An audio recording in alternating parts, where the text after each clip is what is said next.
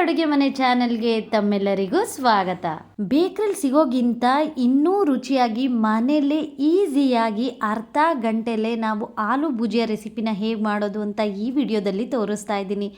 ಬಹಳ ಬೇಸಿಕ್ ಇಂಗ್ರೀಡಿಯೆಂಟ್ಸ್ನ ಬಳಸಿ ಮನೆಯಲ್ಲೇ ಬಹಳ ರುಚಿಯಾಗಿರುವಂಥ ಆಲೂ ಭುಜಿಯನ್ನು ನೀವು ಕೂಡ ಒಮ್ಮೆ ಮಾಡಿ. ಈ ರೆಸಿಪಿ ಎಲ್ಲರಿಗೂ ಇಷ್ಟ ಆದರೆ ಖಂಡಿತವಾಗ್ಲೂ ನನ್ನ ಚಾನಲ್ನ ಸಬ್ಸ್ಕ್ರೈಬ್ ಮಾಡ್ಕೊಳ್ಳೋದನ್ನು ಮರಿಬೇಡಿ. ಹಾಗಾದರೆ ಹೇಗೆ ಮಾಡೋದು ಈಗ ನೋಡೋಣ ಬನ್ನಿ. ಮೊದಲಿಗೆ ನಾನು 4 ಆಲೂಗೆಡ್ಡೆಯನ್ನು ಮೊದಲೇ ಬೇಯಿಸ್ಕೊಂಡು ಅದನ್ನು ಕಂಪ್ಲೀಟಾಗಿ ತಣ್ಣಗಾಗಿದ್ದ ನಂತರ ಸಿಪ್ಪೆಯೆಲ್ಲ ಸುಲಿದು ನಾನು ತುರ್ಕೋತಾ ಇದ್ದೀನಿ. ಆಲೂ ಭುಜಿಯಾ ಮಾಡಬೇಕಾದ್ರೆ ಆಲೂಗೆಡ್ಡೆ ಬಿಸಿ ಇರಬಾರ್ದು, ಕಂಪ್ಲೀಟಾಗಿ ಕೂಲಾಗಿದ್ದ ನಂತರನೇ ನೀವು ತುರಿದಿಟ್ಕೋಬೇಕಾಗತ್ತೆ. ಬಿಸಿ ಇಲ್ಲೇ ನೀವು ತುರಿದ್ಬಿಟ್ಟು ಆಲೂ ಭುಜಿಯಾ ಮಾಡೋಕ್ಕೆ ಹೋದರೆ ಮಾಡೋ ಟೈಮ್ನಲ್ಲಿ ಕ್ಲೀನಾಗಿ ಬರಲ್ಲ. ಹಾಗಾಗಿ ಆಲೂಗೆಡ್ಡೆನ ಮುಂಚೆನೇ ಬೇಯಿಸಿ ತಣ್ಣಗಾಗಿದ್ದ ನಂತರ ನೀವು ಆಲೂಗೆಡ್ಡೆನ ತುರಿದಿಟ್ಕೊಳ್ಳಿ.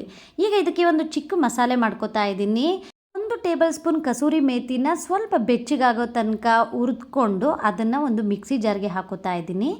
ಈಗ ಅದಕ್ಕೆ 1 ಟೇಬಲ್ ಸ್ಪೂನಷ್ಟು Kashmiri chilli powder, 1 tablespoon ಅರಿಶಿನ ಪುಡಿ, 1 tablespoon chaat masala, 1 tablespoon amchur powder, ಅರ್ಧ ಟೇಬಲ್ ಸ್ಪೂನ್ ಉಪ್ಪು, ಹಾಗೆ ಅರ್ಧ ಟೇಬಲ್ ಸ್ಪೂನ್ ಬ್ಲ್ಯಾಕ್ ಸಾಲ್ಟ್ ಹಾಕ್ಕೊಂಡು 1 ಟೇಬಲ್ ಸ್ಪೂನ್ ಹಿಂಗನ್ನ ಹಾಕ್ಕೊಂಡು ಅದನ್ನು ಕ್ಲೀನಾಗಿ ಪೌಡ್ರ್ ಮಾಡಿ ಇಟ್ಕೋತಾ ಇದ್ದೀನಿ. ಫೈನ್ ಪೌಡ್ರ್ ಮಾಡಿ ಇಟ್ಕೊಂಬಿಡಿ.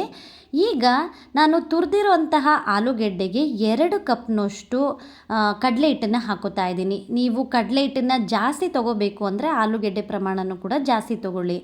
ಈಗ ಇದಕ್ಕೆ ಪುಡಿ ಮಾಡಿ ಇಟ್ಕೊಂಡಿದ್ದಂತಹ ಮಸಾಲೆ ಪೌಡರ್ನ ಹಾಕೋತಾ ಇದ್ದೀನಿ. ಹಾಗೆ 1 ಟೇಬಲ್ ಸ್ಪೂನ್ನಷ್ಟು ಓಮ್ ಕಾಳನ್ನು ಹಾಕೋತಾ ಇದ್ದೀನಿ.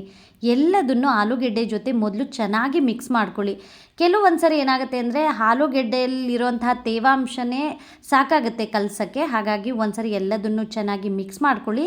ನಾನಿಲ್ಲಿ 3 ಟೇಬಲ್ ಸ್ಪೂನಷ್ಟು ಅಕ್ಕಿ ಹಿಟ್ಟನ್ನು ಹಾಕೋತಾ ಇದ್ದೀನಿ. ಮೊದಲೇ ತೋರಿಸೋದು ಮರ್ತಿದ್ದೆ, ಸ್ವಲ್ಪ ಕಲಸ್ಕೊಂಡ್ಬಿಟ್ಟೆ ನೀರನ್ನ ಹಾಕಿ, ಬಟ್ ಆಮೇಲೆ ನೆನಪಾಯಿತು. ಹಾಗಾಗಿ ಈಗ 3 ಟೇಬಲ್ ಸ್ಪೂನಷ್ಟು ಅಕ್ಕಿ ಹಿಟ್ಟನ್ನು ಹಾಕ್ಕೊಂಡು ಸ್ವಲ್ಪನೇ ನೀರನ್ನ ಹಾಕ್ಕೊಂಡು ನೀವು ಕಲಿಸ್ತಾ ಹೋಗಬೇಕು. ಯಾಕಂದರೆ ಆಲೂಗೆಡ್ಡೆ ಹಾಕಿರೋದ್ರಿಂದ ಸ್ವಲ್ಪನೇ ನೀರು ಸಾಕಾಗುತ್ತೆ. ಹಾಗಾಗಿ ನೋಡಿಕೊಂಡು ನೀರಿನ ಪ್ರಮಾಣನ ನೀವು ಬಳಸ್ಕೋಬೇಕು.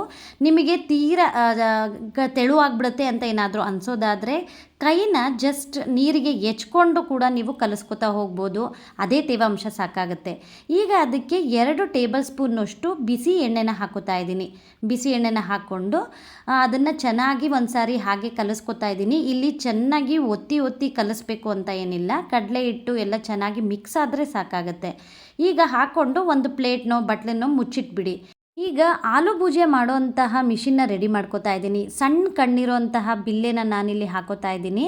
ನಂತರ ಒಂದು ಅರ್ಧ ಟೇಬಲ್ ಸ್ಪೂನ್ನಷ್ಟು ಎಣ್ಣೆನ ಒಳಗೆ ಹಾಕ್ಕೊಂಡು ಸ್ವಲ್ಪ ಸರವ್ಕೊಳ್ಳಿ. ಯಾಕೆಂದರೆ ಹಿಟ್ಟನ್ನು ಹಾಕಿದಾಗ ಅಂಟಬಾರ್ದು ಅನ್ನೋ ಕಾರಣಕ್ಕೆ ಸ್ವಲ್ಪ ಎಣ್ಣೆನ ಹಾಕ್ಕೊಂಡು ಒಂದೇ ಟೈಮ್ ಈ ಥರ ಸರವ್ಕೊಂಡ್ರೆ ಸಾಕು, ಪದೇ ಹಾಕೋ ಅವಶ್ಯಕತೆ ಇಲ್ಲ.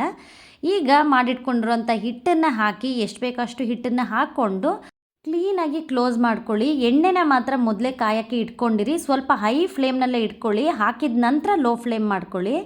ಈಗ ಹೊರಗಿನ ಭಾಗನ ಸ್ವಲ್ಪ ಒರೆಸ್ಕೊಳ್ಳಿ ಟಿಶ್ಯೂ ಪೇಪರಿಂದನೋ ಬಟ್ಟೆಯಿಂದನೋ. ಯಾಕೆಂದರೆ ಎಣ್ಣೆ ಮೇಲೆ ನಾವು ಬಿಡೋದ್ರಿಂದ ಜಾರಬಾರ್ದಲ್ವ, ಹಾಗಾಗಿ ಸ್ವಲ್ಪ ಎಚ್ಚರಿಕೆಯಿಂದ ಮಾಡ್ಕೊಳ್ಳಿ.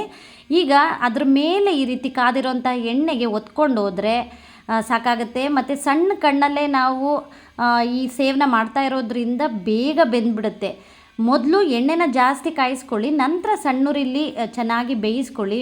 ತಿರುಗಿಸಿ ಮುರುಗಿಸಿ ಎರಡೂ ಬದಿಲು ಚೆನ್ನಾಗಿ ಬೇಯಿಸ್ಕೊಂಡು ಒಂದು ಪ್ಲೇಟ್ಗೆ ನೀವು ಎತ್ತಿಟ್ಕೊಂಬಿಡಿ. ಸಂಜೆ ಹೊತ್ತು ಏನಾದರೂ ಬಾಯಾಡಬೇಕು ಅಂತ ಅನ್ನಿಸಿದಾಗ ಮನೇಲಿ ಸಿಗೋಂತಹ ಇಂಗ್ರೀಡಿಯೆಂಟ್ಸ್ನಲ್ಲಿ ಈಸಿಯಾಗಿ ಮಾಡ್ಕೊಬೋದು ಇಂತಹ ರೆಸಿಪಿಗಳನ್ನ. ನೀವು ಕೂಡ ಒಮ್ಮೆ ಮನೇಲಿ ಟ್ರೈ ಮಾಡಿ ನೋಡಿ, ತುಂಬ ರುಚಿಯಾಗಿರುತ್ತೆ. ಮಕ್ಕಳು ಅಂತೂ ತುಂಬ ಇಷ್ಟಪಡ್ತಾರೆ. ಹಾಕಿದ ನಂತರ ನೋಡಿ ಎಣ್ಣೆ ಗುಳ್ಳೆಗಳೆಲ್ಲ ಮೇಲೆ ಕಡಿಮೆ ಆಗ್ತಾ ಬರುತ್ತೆ. ಆಗಿ ನಂತರನೇ ನೀವು ಈ ರೀತಿ ಮಗಚ್ಕೊಂಡು ಎರಡೂ ಬದಿನೂ ಚೆನ್ನಾಗಿ ಬೇಯಿಸ್ಕೊಳ್ಳಿ. ಮನೇಲೇ ಸಿಗುವಂತಹ ಇಂಗ್ರೀಡಿಯೆಂಟ್ಸ್ನಲ್ಲಿ ಸಿಂಪಲ್ಲಾಗಿ ಈ ರೀತಿಯಾಗಿರುವಂತಹ ರೆಸಿಪಿಗಳನ್ನ ಮಾಡಿಕೊಂಡ್ರೆ ಹೈಜಿನಾಗೂ ಇರುತ್ತೆ, ಹಾಗೆ ಬಾಯಿಗೆ ರುಚಿನೂ ಇರುತ್ತೆ.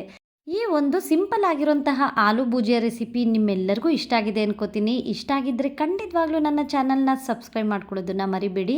ಹಾಗೆ ಫ್ಯಾಮಿಲಿ ಮತ್ತು ಫ್ರೆಂಡ್ಸ್ಗೆ ಶೇರ್ ಮಾಡೋದನ್ನು ಮರಿಬೇಡಿ. ಇದನ್ನು ಒಂದ್ಸರಿ ಮಾಡಿ ಇಟ್ಕೊಂಡ್ರೆ ಒಂದು ವಾರಗಟ್ಟಲೆ ಆರಾಮಾಗಿ ಇಟ್ಕೊಂಡು ತಿನ್ಬೋದು. ಹೋಗ್ತಾ ಬರ್ತಾ ಬಾಯಾಡಿ ಅರ್ಧ ಖಾಲಿ ಆಗಿಬಿಡುತ್ತೆ. ಮುಂದಿನ ರೆಸಿಪಿಯಲ್ಲಿ ಭೇಟಿ ಆಗ್ತೀನಿ. ಅಲ್ಲಿವರೆಗೂ thank you for watching my video.